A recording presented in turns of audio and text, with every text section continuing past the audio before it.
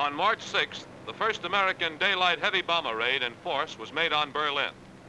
725 B-17s and B-24s, escorted by P-38s, P-47s, P-51s, and RAF Mustangs, dropped approximately 1,400 tons of bombs on the German capital. 275 tons were dropped on other targets of the raid.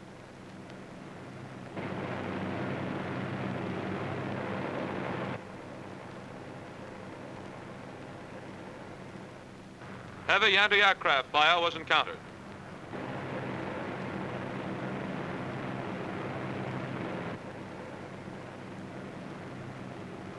The bombing on this raid was not believed to be very accurate.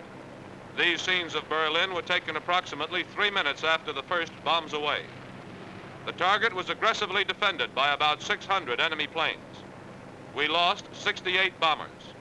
176 enemy aircraft were destroyed, with 52 probably destroyed.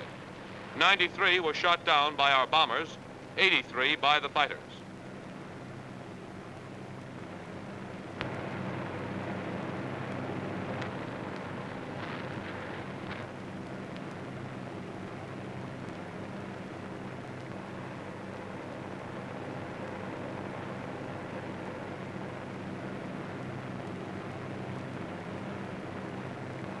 Our planes had their share of casualties.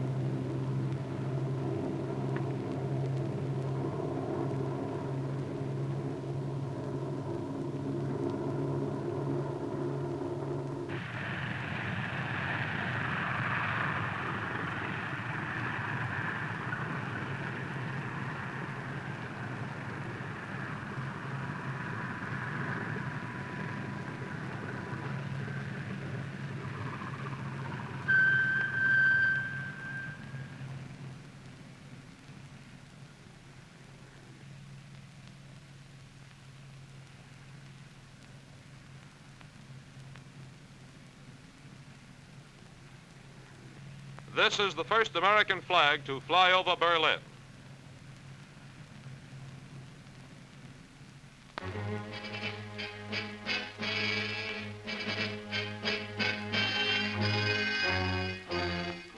Xinbuyang, Burma.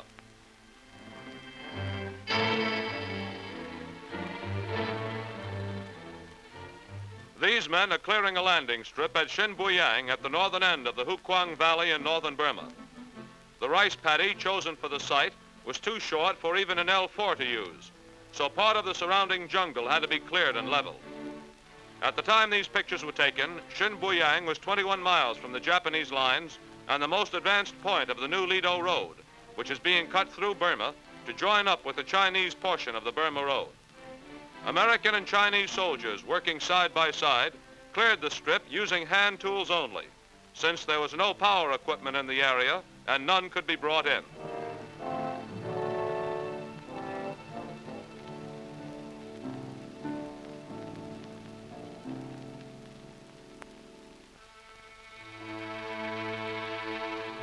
Vital supplies and personnel were ferried in by liaison planes, which also brought out the casualties, making in 1 hour a trip that formerly took 15 days.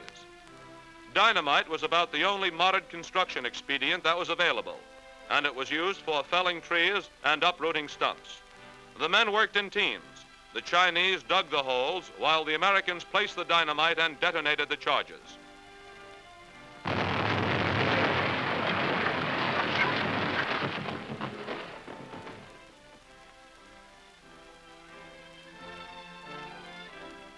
While the construction work progressed, L4s and L5s of the 71st Liaison Squadron based at Lido continued their shuttle service. On Christmas Day, 1943, Lieutenant General Joseph W. Stilwell, commander of the China-Burma-India Theater, arrived at the Shinbuyang landing strip in a liaison plane, returning to Burma for the first time since May 1942. Lieutenant General L.J. Sun, commander of the 38th Division of the Chinese Army, used an L-4 for his trip to Shinbuyang.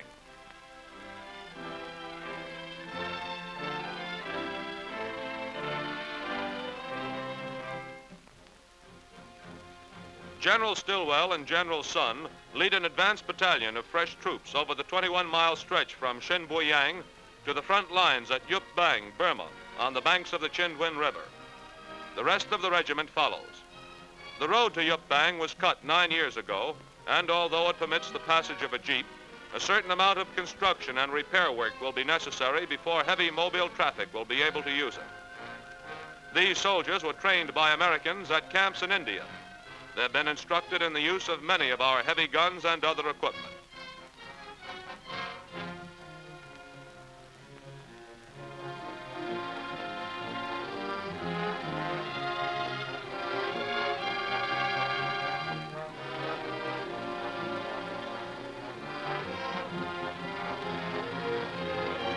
C-47s run regular supply and food dropping missions to Yupbang, since there are neither landing fields nor roads for trucks at the front. Native Kashin workers are interested in the procedure, for their rations of rice are delivered this way too. No rice may be obtained from the land in this area. A constant guard is maintained against Jap planes which sometimes attack the C-47s and the dropping grounds during these food delivery missions. Supplies of all kinds are dropped: rations, medical supplies, surgical equipment, radio receiving and transmitting sets, ammunition, and guns.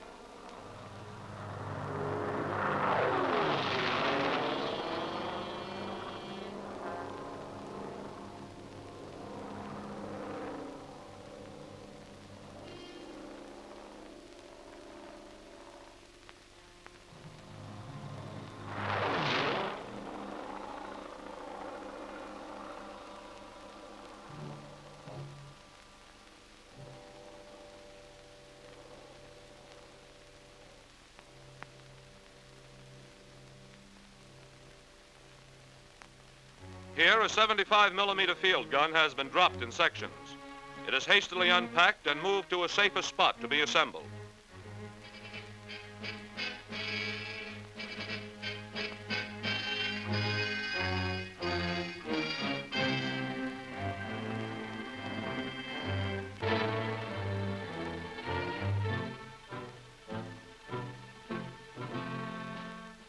As soon as the supplies land, troops collect the bundles and parachutes and take them off to a spot that offers some concealment. Here, the bundles are opened, the supplies are checked and sorted, and prepared for immediate distribution.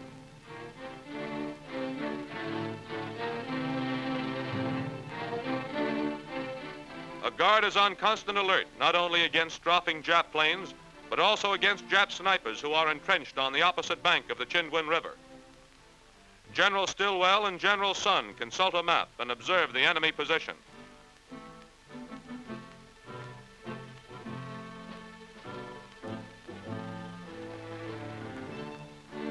The Chinese have set up their mortars on the north bank of the Chindwin and are shelling the enemy on the opposite shore.